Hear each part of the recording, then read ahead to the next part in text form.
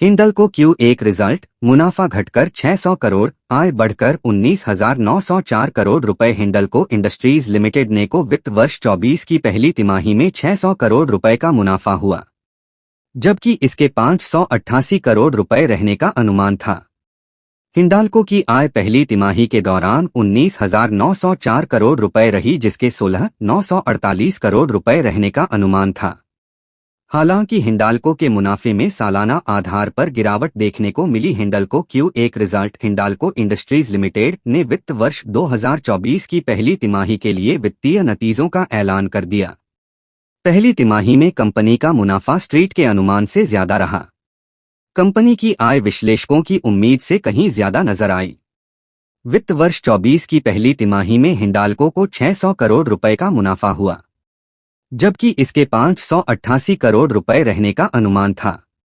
वहीं पहली तिमाही के दौरान हिंडाल्को की आय 19,904 करोड़ रुपए रही, जिसके 16,948 करोड़ रुपए रहने का अनुमान था। हालांकि सालाना आधार पर नजर डालें तो हिंडाल्को के मुनाफे में गिरावट देखने को मिली। मुनाफा सालाना आधार पर हुआ आधा। सालाना आधार पर वित्त वर्ष 24 की पहली तिमाही में कंपनी का मुनाफा घटकर 600 करोड़ रुपए रहा, जबकि वित्त वर्ष 23 की पहली तिमाही में कंपनी का मुनाफा 1,448 करोड़ रुपए रहा था।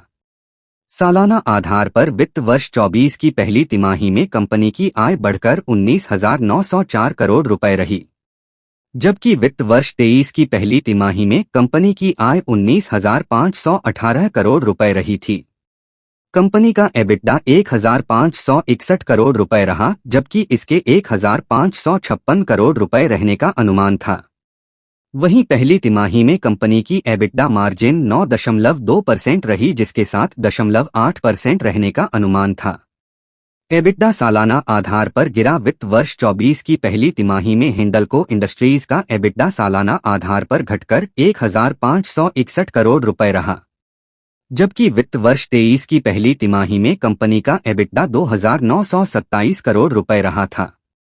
सालाना आधार पर वित्त वर्ष 24 की पहली तिमाही में कंपनी की एबिटडा मार्जिन घटकर 7.8% रही, जबकि वित्त वर्ष 23 की पहली तिमाही में कंपनी की एबिटडा मार्जिन 15% रही थी। हिंडल्को इंडस्ट्रीज के नतीजे बाजार को पसंद नहीं आए।